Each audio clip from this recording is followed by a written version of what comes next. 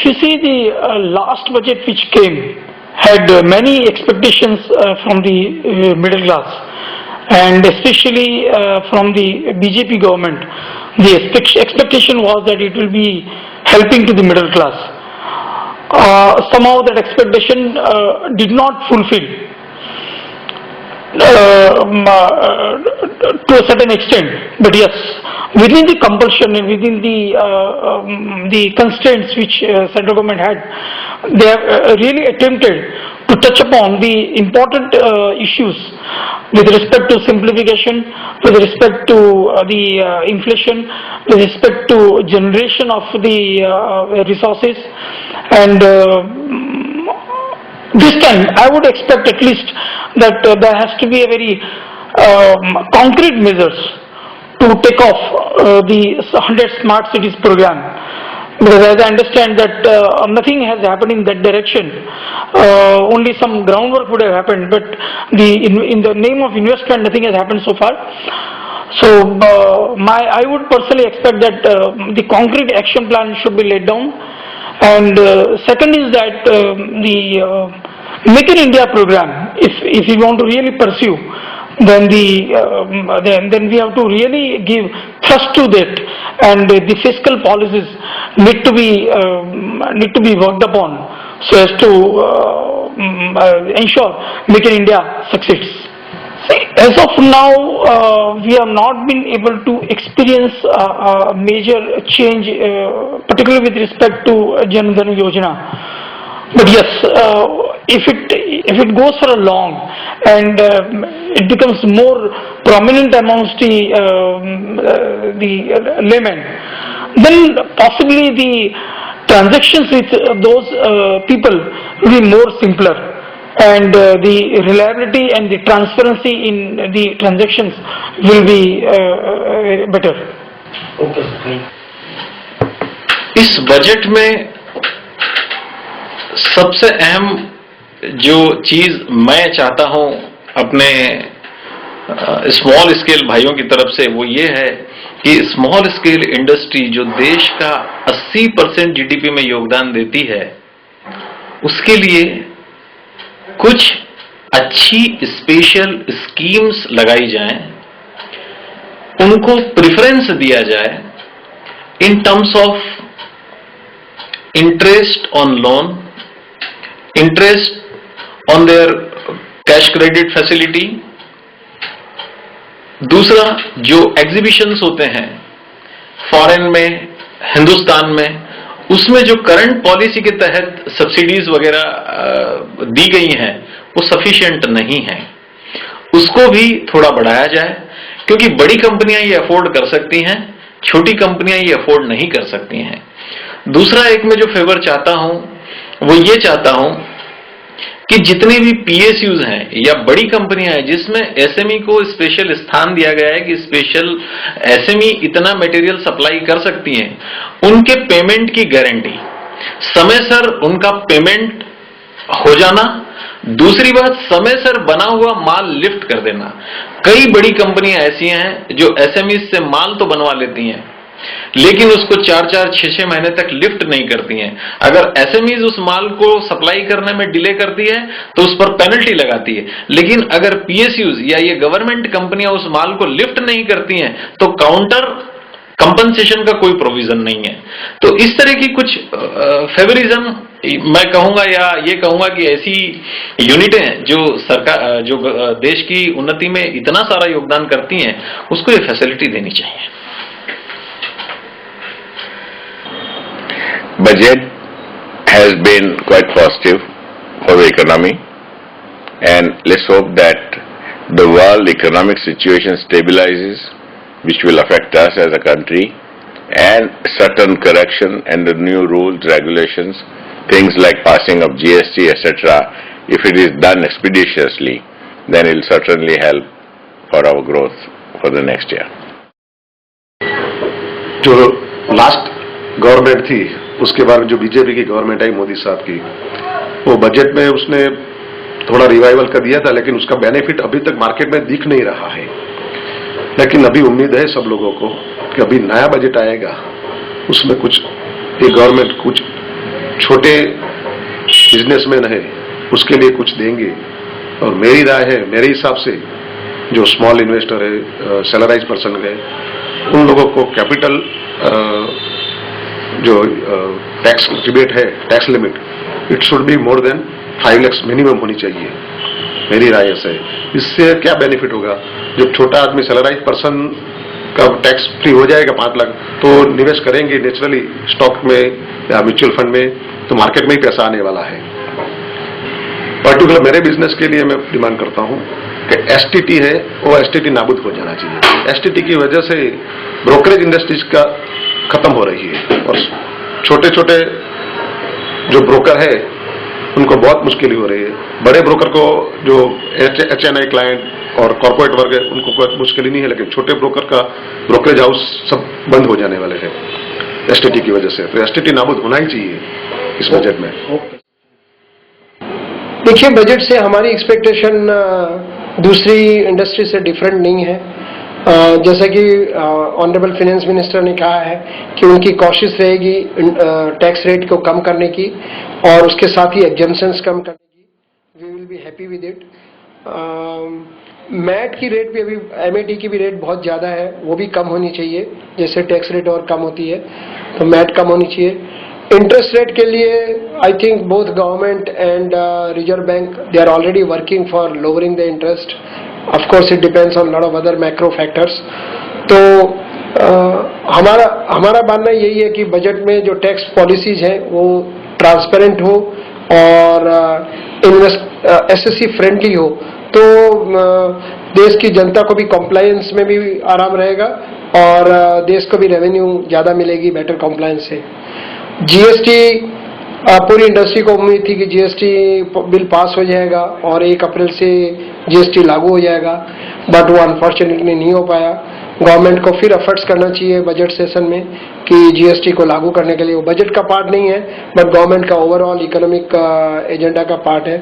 So GST will be very important item in the budget session which industry will be keenly watching, and if it comes that will be quite helpful to the industry. That will be quite helpful to the consumers also, because I think the overall tax burden will go down on consumers, and if the goods are available at lower prices there will be more money left with consumers to spend more. So this can also lead to economic revival, so that is important.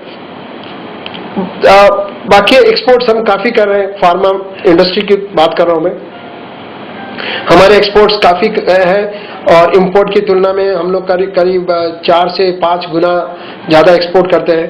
तो ये जो export incentives government की है उनको भी थोड़ा और streamline करके जो बेनिफिट्स है वो एक्सपोर्टर्स को जल्दी मिले उस तरह की कोशिश करनी चाहिए। आज की डेट में इंसेंटिव स्कीम अनाउंस की हुई है बट उसको मिलने में काफी समय लग जाता है, तो तब तक उनके एक्सपोर्टर्स के फंड्स ब्लॉक रहते हैं, तो उसको अगर स्ट्रीमलाइन करें तो वो भी बेहतर रहेगा। Last year was the first budget of the present government, and it was a progressive budget, no doubt, but the need of the hour is, as I said before, employment generation, kick-starting investments, and bringing people above the poverty line. If this is done by the government, I think we are good for next at least 10-20 years. Everything in the budget should focus on new investments, employment generation, and trying to bring people up who are below the poverty line. If these 3 things are addressed, I think as a nation we will do very well. From central government's policy, I think the government is working more on long term than short term. So whatever efforts which are being put in by government, we will see in 1 or 2 years time. And though in short term you don't see benefit, but on a longer term there will be tremendous benefits. There will be a lot of investments from out of the country coming into India, and whatever Mr. Modi has been doing is phenomenal. His efforts are I think the best among all the prime ministers we have had before. And for longer term, there is a great future for India. Budget में कोई fundamental change नहीं हुआ है, क्योंकि कोई भी economist जो कि बैठ करके बजट बनाता है, the person can not ignore the economic condition of the country. Only difference which has been created in the current fiscal is because of the crude prices going down, the government exchequer is really inflated. So we are expecting this year the government will be coming out with some liberal policies for the trade. The other part which this government will have to prove, so far they have been doing the talking about the economic growth and providing impetus for the economic revival. Now they will have to do some hard actions in the real sense of implementation. We expect this budget to be better than what it has been in the yesteryears, because the economy is definitely in better shape. And if at this stage, if they are able to come out with something better, I think India can look at 10% growth rate. Well, कोई बहुत specific demand मैं नहीं समझता हूँ कुछ ऐसा हम लोग कर पाएंगे, लेकिन हम ये जरूर चाहेंगे, हम इंडस्ट्री को बिलोंग करते हैं, कि इंडस्ट्री फ्रेंडली होना चाहिए, इन्वेस्टर्स को सपोर्ट करने वाला होना चाहिए, ताकि इंडस्ट्रियल ग्रोथ कंट्री की बढ़ती रहे, एम्प्लॉयमेंट अपॉर्चुनिटी बढ़ती रहे. आज जिस सिचुएशन से इंटरनेशनल इकोनॉमी गुजर रही है, उस इकोनॉमी को अगर आज हमने रिवर्स करना और इंडिया को वास्तव में एज सोने की चिड़िया इमर्ज होना है, तो we really need to take some hard steps. I think we need to bring more transparency. Let's do more action rather than talking. This is what we will push. Export import के बारे में Well, coming from the textile perspective, we are significantly an exporter economy. The weakness of rupee, though it hurts the patriotic feeling of an individual, but it supports the export potential. Imports, we know India has been importing significantly the crude and the gold. For all the good reasons, both the prices are heading towards the rock bottom level. I think on the import part we need to remove the restriction to stimulate the international trade, and from the export perspective, maybe certain segments like textile, they can be supported a bit, because if the support doesn't exist, the textiles will really find it very tough, because the entire capacity has been created keeping in mind the international capacities. First budget में तो सरकार को नई सरकार बनी थी और सरकार को इतना टाइम नहीं था कि वो कुछ नया कुछ कर पाए, तो उन्होंने स्पीडी में बजट इंट्रोड्यूस किया था. लेकिन जो असली बजट हमको देखने को मिलेगा वो ये बजट में, क्योंकि सरकार को भी इतना टाइम हमने दिया है कि भी नया कुछ करके आप दीजिए. तो सबकी आशा है कि मोदी साहब कुछ नया लाएंगे और जेटली साहब भी कुछ नया करेंगे. तो सभी लोग बजट में कुछ ना कुछ नई आशाएं रख के बैठे हैं, तो कुछ होना चाहिए जरूर. बजट में आपके बिजनेस के लिए खास क्या आप अपेक्षा रखते हैं? एक्सपोर्ट इंपोर्ट, नए प्रोडक्ट के बारे में, नई पॉलिसी या टेक्नोलॉजी पॉलिसी, इन्वेस्टमेंट पॉलिसी, क्या सोचते हो, क्या मानते हो आप?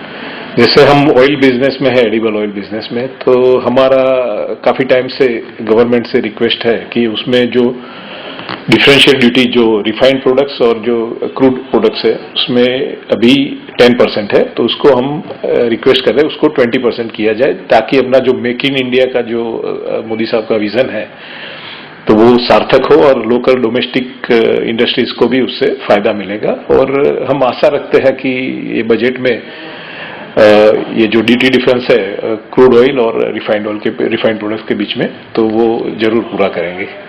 Okay sir.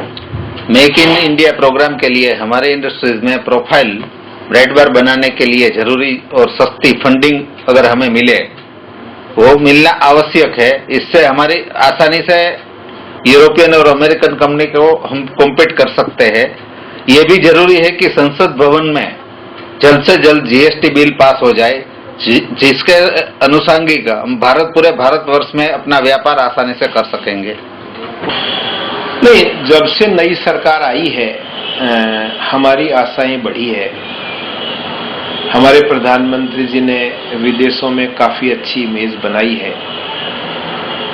अब सरकार को घरेलू उद्योगों एवं कृषि पे ज्यादा चिंता करने की आवश्यकता है, क्योंकि मैं देख रहा हूं पिछले 4 सालों से बैंकों के एनपीए बढ़ रहे हैं, इंडस्ट्रियां अच्छा नहीं कर पा रही है. इसका एकमात्र कारण भारत में ब्याज की दर 13% है, 14% है, जो बहुत ज्यादा है. विदेशों से हमारे यहाँ 3 से 4 गुनी ब्याज की दर है, जो हमें आगे बढ़ने से रोक रही है। मैं मानता हूं कि सरकार को एक्सपोर्ट को प्रमोट करना चाहिए एवं ब्याज दर घटाने चाहिए, जिससे इंडस्ट्री अच्छा करेगी, बैंक के एनपीए होने से बचेगी एवं रोजगार जनरेट होगा।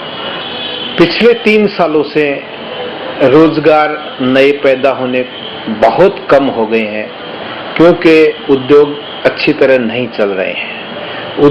आज के उद्योग ब्याज किस्त का वजन इतना ज्यादा है कि ब्याज किस्त नहीं कमा पा रहे हैं, तो एक्सपांशन कैसे करेंगे। नॉर्मली सारी दुनिया में कहीं भी 5% से ज्यादा ब्याज दर नहीं है। इंडिया में कहते हैं 13% ब्याज दर इसलिए है कि महंगाई ज्यादा है, और मैं इससे उल्टा कहता हूं कि महंगाई इसलिए है कि ब्याज दर 13% है। आप 5% ब्याज दर करो, महंगाई खत्म हो जाएगी। ये महंगाई 13% महंगाई ज्यादा है इसलिए ब्याज दर ज्यादा है, और इसका दंड भारत के उद्योग भर रहे हैं। इसलिए महंगाई आप तभी कम होगी जब ब्याज दर कम होंगे, क्योंकि कोई भी चीज स्टोर करने के लिए ब्याज चुकाना पड़ता है, और 14% ब्याज अगर किसी चीज पे लगेगा तो महंगी तो होगी ही।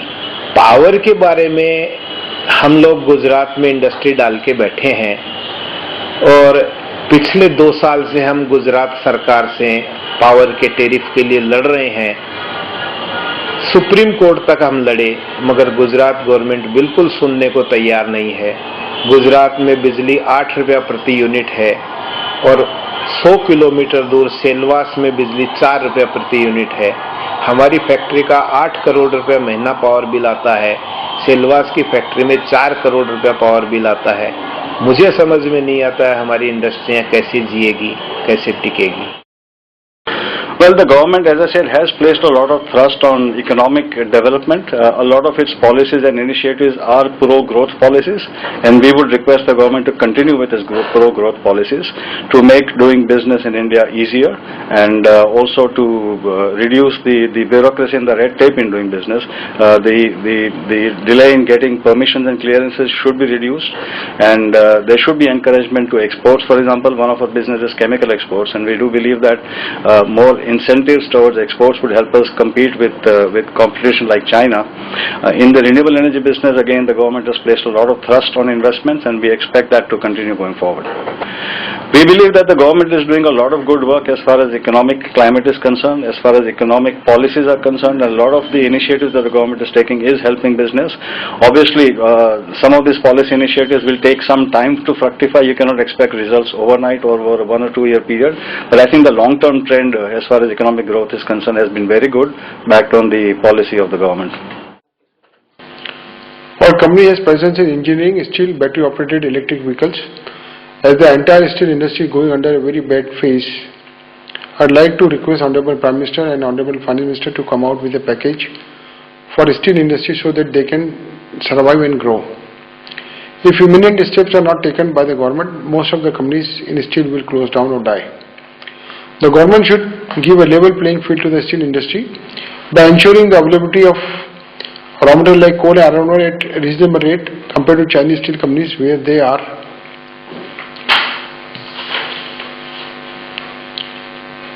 getting raw material at a very low rate, and the transportation cost is also very low compared to India. In no way we are inefficient, but as per the Honorable Prime Minister's Make in India program, the hurdles like double taxation or high cost of transportation should be taken care. Also, the high cost of electricity. More funds should be provided for research and development, which is not available today. It is only on paper, and for getting the funds released is a Herculean task. Also, we should make provisions for special funds for developing special sector-wise products like battery or alternative energy. Also, the custom duty should be imposed or removed in a very rational manner. There are anomalies where when you are importing finished goods, there is no custom duty, and when you are importing raw material for the same product, the custom duty is applicable. My immediate request would be also to reduce income tax and to rationalize MAT. I request the opposition party not to become hindered in the growth of country by not allowing GST bill to pass.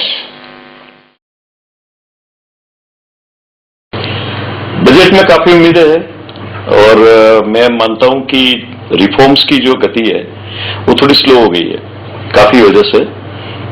सबसे पहले तो GST से काफी उम्मीदें थी, वो हो नहीं रहा है और एक डेवलपिंग कंट्री अगर हम होना चाहते हैं तो रिफॉर्म्स की स्पीड बढ़नी चाहिए।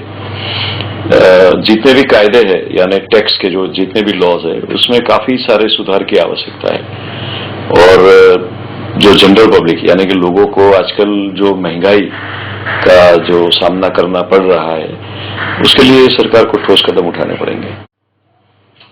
Okay.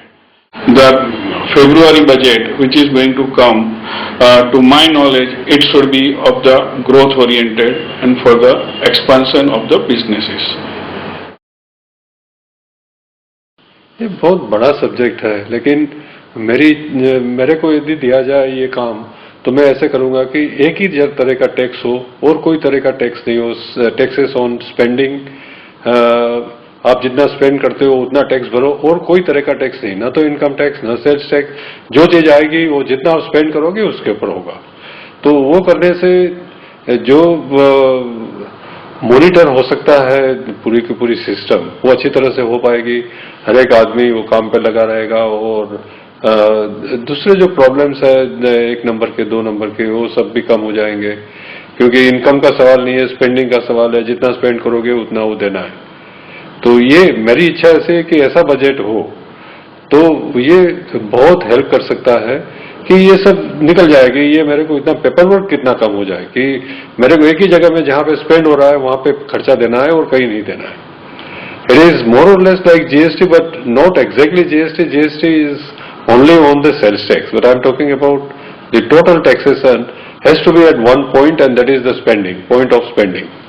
कोई आदमी पैसा कमाता है और बचाता है तो वो अच्छा है, देश के लिए अच्छा है कि वो पैसा बैंक में जमा करता है, कहीं भी करता है तो वो पैसे देश को काम में आता है। तो उसके ऊपर टैक्स क्यों लगना चाहिए? यानी टैक्स जहां पे स्पेंड करोगे वहां पे टैक्स लगेगा, स्पेंड नहीं करोगे टैक्स नहीं लगेगा। सर, अभी तो 60 साल का बजट और लास्ट ईयर का फर्स्ट बजट कैसा अनुभव है? उसमें ज्यादा कोई फर्क नहीं रहा, वो जैसा ही चल रहा था वैसा ही चला है। कोई ज्यादा कोई मेरे को फर्क नहीं नजर में आया कि ये लास्ट ईयर का जो बजट था वो अगले वाले 50 साल या 60 साल का जो भी बजट था उसमें कोई चीज वैसे मेरे को नहीं लगी जो हटके हो।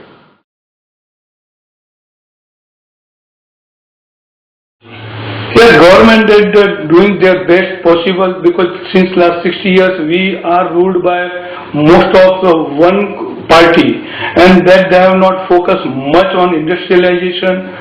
So this government is inviting all the foreign investors, technology, finance and they are focusing on industrial growth in the country because we have a huge youth in the country, 65% below 35 years age. So we are a young nation and our Prime Minister, Finance Minister have a very good hope on Make in India and they put a slogan Make in India, startups. So with that we have a hope in this new budget they will give for more young generation, entrepreneur to put industries and start up in a new area. Sir, business के लिए आप अपने business के लिए नए budget में क्या demand रखते हैं? कैसा होना चाहिए टैक्सेस के बारे में, एक्सपोर्ट इंपोर्ट के बारे में? We as a company or individual, we need simplification in work. Most of our time should go on productivity rather than going for unnecessary hassles of number of licenses, notifications, the rules and regulations. So much of simplification they have to make and then I think then they will earn more revenue than what it is today. नया budget आ रहा है तो आप अपने business के लिए क्या चाहते हो, कैसा होना इस बजट से हम ये स्टॉक ब्रोकर की यही उम्मीद है कि भाई आप इक्विटी कल्चर जो है, इक्विटी कल्चर को बढ़ावा मिले उस तरह की पॉलिसी होनी चाहिए ताकि काफी, क्योंकि इंडिया के अंदर इक्विटी कल्चर अभी बहुत कम है। समझो कि 125 करोड़ की जो अपनी आबादी है उसमें से सिर्फ 1 या 2 या 3 करोड़ आदमी ही इक्विटी से लिंकअप है। तो मैं चाहता हूँ कि गवर्नमेंट की पॉलिसी उस तरह की होनी चाहिए कि ताकि काफी ज्यादा से ज्यादा इन्वेस्टर मार्केट के अंदर इंटर हो और उन लोगों को लॉन्ग टर्म इक्विटी में इन्वेस्टमेंट करने का अच्छा मौका मिले, अच्छा प्लेटफॉर्म मिले। अभी तक का बजट कैसा रहा, 60 साल का और फर्स्ट ईयर का? इस बजट में काफी सारे बदलाव किए हैं नई गवर्नमेंट ने, और एक लॉन्ग टर्म पॉलिसी के ऊपर उन लोगों ने डिसीजन लिया है। ये नहीं कि भाई उन लोगों ने पॉपुलरिस्ट बजट दिया है, लेकिन ये उस तरह का बजट दिया है कि इन्वेस्टरों को, इन बिजनेस को, सबको उसके ऊपर ट्रस्ट बैठे और वो हिसाब से वो पॉलिसी लॉन्ग टर्म में वो चले और बिजनेस का गवर्नमेंट के ऊपर ट्रस्ट ज्यादा बढ़े। ओके सर, क्या डिफरेंट लगा वो बजट? सबसे पहली बात तो ये है कि करप्शन का जो अभी तक का जो रिकॉर्ड रहा पुरानी सरकारों का, इस गवर्नमेंट में सबसे बड़ी उपलब्धि ये है कि करप्शन को कंट्रोल करने की उसने काफी कोशिश की है। और फाइनेंस मिनिस्टर अरुण जेटली जी ने एक रिफॉर्म्स में कैसे आगे बढ़े उसके लिए उसने अपना एफर्ट्स पूरा लगाया है। और मैं समझता हूं कि आगे के सालों में मार्केट को इसमें पूरा बूस्ट मिलेगा और हिंदुस्तान एक इमर्जिंग मार्केट में नया उभर कर आएगा। और आप देख सकोगे आगे के सालों में कि हिंदुस्तान की ग्रोथ स्टोरी जो है वो पूरे वर्ल्ड को अट्रैक्ट करेगी। और आगे के बजटों में भी जेटली जी बहुत अच्छे रिफॉर्म्स लेके आएंगे, ऐसा मुझे लगता है। सर, खासतौर पर आगे के बजट में आपके बिजनेस के लिए, टैक्सेस के लिए क्या मानते हो, क्या चाहते हो, कैसा होना चाहिए? हम तो पहले से डिमांड कर रहे हैं ब्रोकर, सब ब्रोकर लॉबीज के जो टैक्सेस लगाए हैं, एसटीटी से लेके सब टैक्स, वो आगे कभी ऐसा टैक्सेस कभी हुआ था ही नहीं। अगर ये मार्केट को बूस्ट देना है तो मेरे हिसाब से सबसे पहली प्रायोरिटी है कि पूरा टैक्स निकल जाना चाहिए।